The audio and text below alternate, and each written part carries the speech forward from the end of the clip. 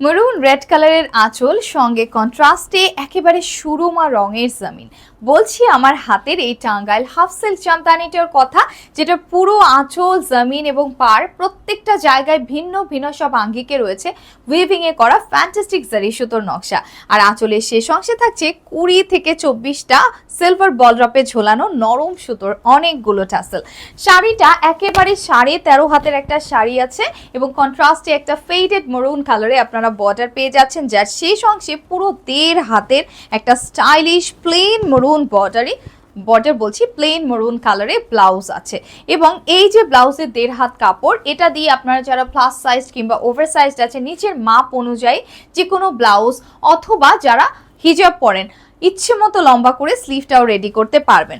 তাহলে দেরি কিসে, এত চমৎকার একটা শাড়ি যখন আপনি পেয়ে যাচ্ছেন পুজোর ঠিক আগে ভাগেই মাত্র মাত্র মাত্র 2450 টাকায়।